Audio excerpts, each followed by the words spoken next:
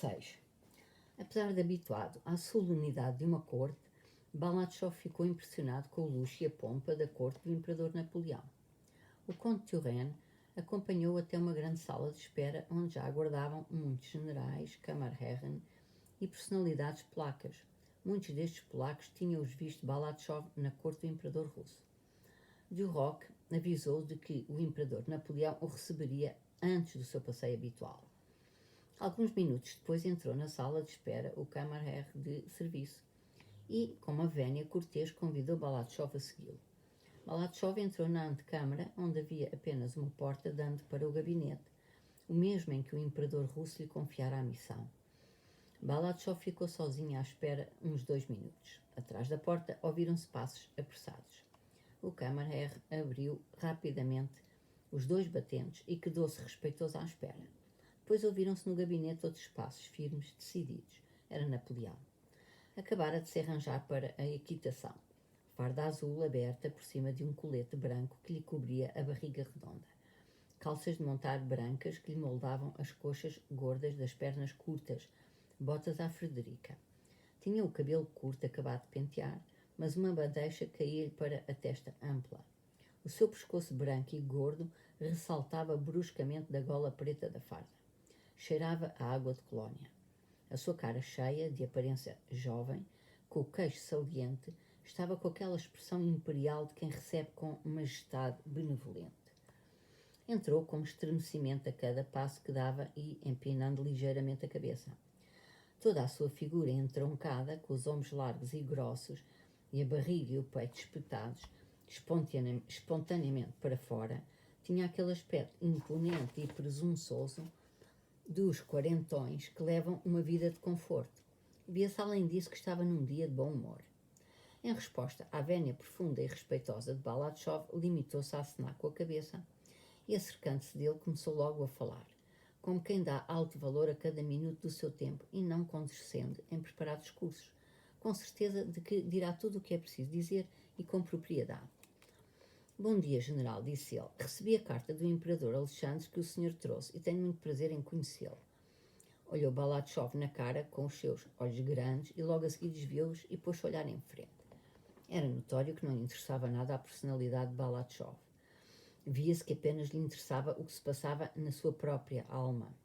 Tudo o que estivesse fora dele não tinha qualquer importância porque, segundo a sua ideia, tudo no mundo dependia apenas da sua vontade. Não desejo nem desejei a guerra, disse ele, mas obrigaram-me a começá-la. Mesmo hoje, acentuou esta palavra, estou pronto a aceitar todos os esclarecimentos que o senhor me possa dar. E começou, claro e sucintamente, a expor todos os motivos do seu descontentamento para com o governo russo. Balatchov, pelo tom reservadamente calmo e amigável com que falava o imperador francês, ficou firmemente convencido de que este desejava a paz e tencionava começar as conversações. Senhor, o imperador, meu mestre, começou Balatchov o seu discurso, havia muito preparado. Quando Napoleão, acabando de falar, olhou interrogativamente para o mensageiro russo. Ora, o olhar do imperador, espetado em Balatchov, embaraçou-o. Está confuso, recupera o ânimo, parecia dizer Napoleão a observar. Com um sorriso quase indistinto, a farda e a espada de Balatchov. Balatchov ganhou ânimo e começou a falar. Disse que o imperador Alexandre não considerava que a exigência de passaportes por parte de Kurakin fosse razão suficiente para começar uma guerra. Que Kurakin procedera assim por sua própria iniciativa e sem o aval de sua majestade. Que o imperador Alexandre não desejava a guerra e que a Rússia não mantinha quaisquer relações com a Inglaterra. Não mantém por enquanto, cortou Napoleão, e como se tivesse medo de se entregar ao sentimento, carregou o sobrolho e acenou ligeiramente com a cabeça, dando a entender a Balatchov que com este gesto podia continuar. Depois de ter exposto tudo o que lhe tinha sido mandado expor, Balatchov disse que o imperador Alexandre desejava a paz, mas não encetaria conversações, a não ser na condição de... Aqui Balatchov atrapalhou-se. Lembrou-se das palavras que o imperador Alexandre omitira na carta, mas que mandara Saltykov incluir obrigatoriamente no édito e que ele, Balatchov, deveria transmitir a Napoleão. Balatchov lembrava-se dessas palavras, enquanto permanecer na terra russa um inimigo armado. Mas um qualquer sentimento complexo conteve. Não conseguia repetir estas palavras, embora o quisesse fazer. Hesitou e disse, com a condição de as tropas francesas recuarem para lá do Niemen. Napoleão reparou no embaraço de Balachov ao pronunciar estas palavras. Estremeceu-lhe a cara. Começou a tremer-lhe a barriga da perna esquerda. Sem se mexer do lugar, começou a falar num tom mais alto e rápido do que antes. Durante este discurso, Balachov, baixando várias vezes os olhos, observava involuntariamente o tremor na barriga da perna esquerda de Napoleão, tremor que se intensificava à medida que erguia a voz. Eu não desejo menos a paz do que o imperador Alexandre, disse Napoleão. Não terei sido eu quem, durante 18 meses, fez tudo para a obter? Estive 18 meses à espera de esclarecimentos, e agora para se encetar as conversações do que exigem de mim. Disse isto encarregando o sobrolho e fazendo um gesto enérgico com a sua mão pequena, branca e rechonchuda. Que as tropas recuem para lá do Niemen, majestade, disse Balachov. Para lá do Niemen, repetiu Napoleão. Com que então agora querem que recuemos para lá do Niemen? Apenas do Niemen, repetiu Napoleão, lançando um olhar frontal a Balachov. Balachov inclinou respeitosamente a cabeça. Em vez da exigência, apresentada 4 meses antes, de recuar da Pomerânia, a exigência era agora apenas a de recuar para trás do Niemen. Napoleão deu meia volta rápida e começou a passear pela sala. Diz o senhor que me exigem o recuo para trás do Niemen para que possam encetar-te as conversações. Mas 2 meses atrás exigiam para isso que recuasse para trás de Oder e do Vistula. Apesar disso, estão de acordo agora em começar as conversações. Passeou-se em silêncio de um canto para o outro da sala até que voltou a parar em frente de Balachov. O seu rosto, como que se lhe empedernira na sua expressão severa. A perna esquerda tremia-lhe mais do que antes. Napoleão conhecia bem este tremor da barriga da perna esquerda. A vibração da minha barriga da perna esquerda é em mim um grande sinal, viria a dizer mais tarde. Propostas como essa de desembaraçar o Oder e o Vistula podem ser feitas ao príncipe de Baden, mas não a mim, quase gritou Napoleão inesperadamente para si mesmo. Mesmo que me oferecessem Petersburgo e Moscovo, não aceitaria tais condições. Dizem que fui eu a desencadear a guerra. Mas quem se juntou primeiro ao exército? O imperador Alexandre, não eu. E propõe-me conversações quando já gastei milhões, quando tenho uma aliança com a Inglaterra e quando estão numa situação má. Então é que me propõem conversações. Mas que objetivo tem a vossa aliança com a Inglaterra? O que vos deu ela?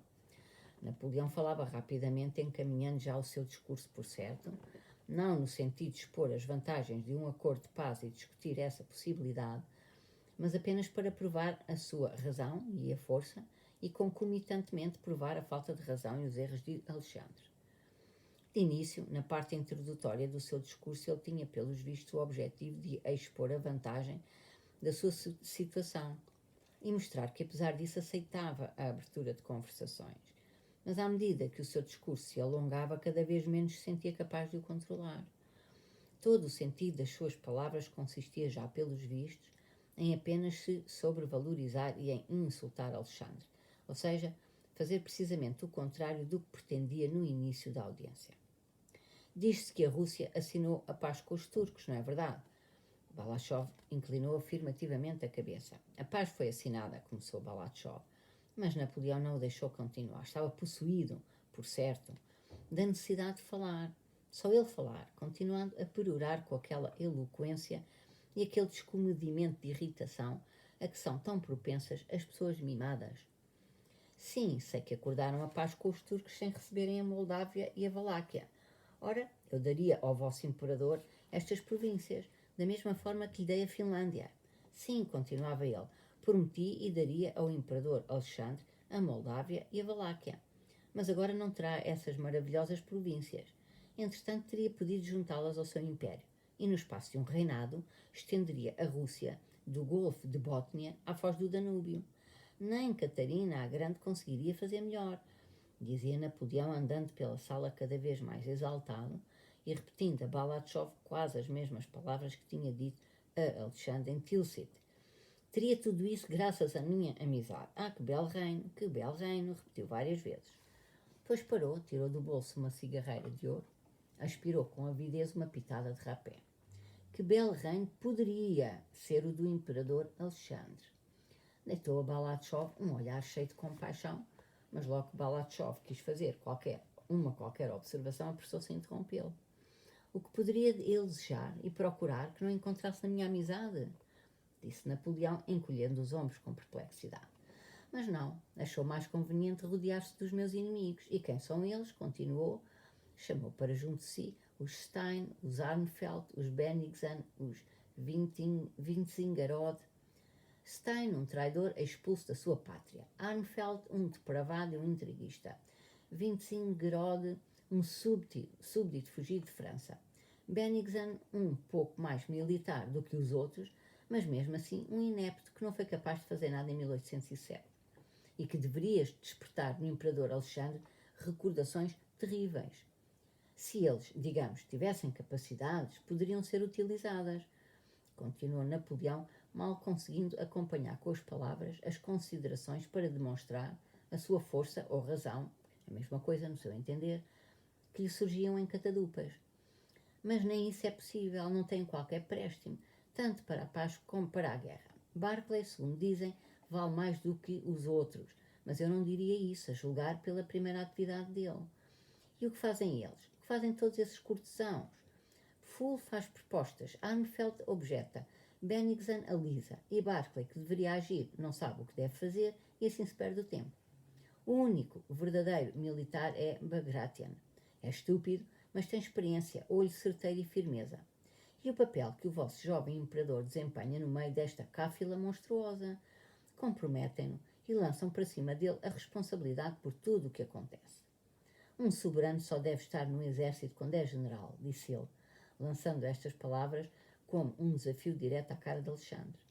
Napoleão sabia que o imperador Alexandre desejava muito ser cabo de guerra. Há já uma semana que começou a campanha e não soubeste defender Vilna. As nossas tropas estão cortadas em duas partes e foram expulsas das províncias polacas. O exército russo está descontente. Pelo contrário, Vossa Majestade, disse Balatchov, que mal conseguia registar na memória o que lhe era dito e que seguia com dificuldade este fogo de artifício de palavras. As tropas ardem de desejo. Eu sei tudo, interrompeu Napoleão. Sei tudo e conheço o número dos vossos batalhões com tanta exatidão como o dos meus. Nem 200.000 efetivos tendes, eu tenho o triplo. Dou-lhe a minha palavra de honra, disse Napoleão, esquecendo que a sua palavra pudesse não ter qualquer valor. Dou-lhe a minha palavra de honra de que tenho 530.000 homens deste lado do Vístula. Os turcos não vos servirão de ajuda, não prestam. E ao fazerem as pazes convosco provaram isso mesmo. Os suecos, o destino deles é serem governados por rei loucos. O rei deles era louco, substituíram-no por outro, Bernadotte, que logo enlouqueceu também, porque sendo sueco, só um doido pode aceitar a paz com a Rússia. Napoleão esboçou um sorriso maldoso e voltou a levar a tabaqueira ao nariz. A cada uma das frases proferidas por Napoleão, Balatchov queria objetar e tentava fazê-lo. De vez em quando, fazia o gesto de quem quer intervir, mas Napoleão interrompia-o. Por exemplo, quanto à loucura dos suecos, Balatchov pretendia dizer que a Suécia, quando a Rússia aliada a cobria, se tornava uma ilha, mas Napoleão soltou um grito irritado para lhe abafar a voz. Napoleão estava naquele estado de irritação em que lhe era necessário falar, apenas para provar a si mesmo que tinha razão. Balatchov começava a sentir-se desconfortável. Como embaixador, temia perder a dignidade e sentia a necessidade de contra-argumentar. Porém, como homem, encolhia-se moralmente perante a exaltação da ira injustificada em que se encontrava Napoleão. Sabia que toda aquela catadupa de palavras que Napoleão soltava não tinha qualquer peso e que este, quando caísse em si, teria vergonha de a ter proferido. Balatchov estava de olhos baixos, olhando para os movimentos das pernas gordas de Napoleão e evitando-lhe o olhar. Quero lá saber dos vossos aliados, dizia Napoleão. Os meus aliados são os polacos, 80.000 homens que combatem como leões, e serão 200.000. E por certo mais indignado ainda por ter dito uma mentira evidente e por Balatchov continuar postado à sua frente numa atitude de resignação perante o destino, Napoleão virou-se bruscamente e, quase encostando a cara a Balatchov, fazendo gestos enérgicos e rápidos com as suas mãos brancas, gritou: Ficai sabendo que se instigardes a Prússia contra mim, apago-a do mapa da Europa. Disse com a cara muito pálida, desfigurada de raiva, batendo com uma mão na outra num gesto enfático. Sim, empurre-os para lá do Dviná, para lá do Dnieper, e restabeleça a barreira que a Europa criminosa e cega permitiu derrubar. Será o que vos acontecerá. Será o que ganhaste afastando-vos de mim, disse ele em silêncio. Recomeçou a andar pela sala, estremecendo os ombros gordos. Meteu a tabaqueira no bolso do colete, voltou a tirá-la, levou várias vezes ao nariz e parou em frente de Balatchov. Ficou ainda mais calado durante um pouco de tempo. Olhou Balatchov nos olhos com ironia e disse em voz baixa: "E, no entanto, que belo reino poderia ter o seu monarca." Balatchov, sentindo que deveria replicar, disse que da parte da Rússia a situação não se afigurava sobre aquele aspecto sombrio. Napoleão calava-se, continuando a olhar para ele com ironia e, pelos vistos, sem o ouvir. Balatchov disse que se esperava que a guerra fosse bem sucedida para a Rússia. Napoleão acenou com condescendência, como quem diz: "Eu sei que é sua obrigação falar assim, mas o senhor não acredita nisso, pois já o convenci." No final das palavras de Balatchov, Napoleão voltou a tirar a tabaqueira, cheirou o rapé e, como sinal, bateu 2 vezes com o pé no chão. A porta abriu-se e um camarade, dobrando-se com respeito, chegou ao imperador o chapéu e as luvas. Outro estendeu-lhe um lenço de bolso. Napoleão, sem olhar para eles, dirigiu-se a Balatchov: "Asseguro ao imperador Alexandre, em meu nome, que a minha dedicação por ele continua como de antes." Disse ele, pegando no chapéu. "Conheço muito bem e dou grande valor às suas qualidades. Não o retenho mais tempo, general. Receberá a minha carta para o imperador." E Napoleão dirigiu-se rapidamente para a porta. Da sala de espera, toda a gente se precipitou para a frente e pelas escadas abaixo.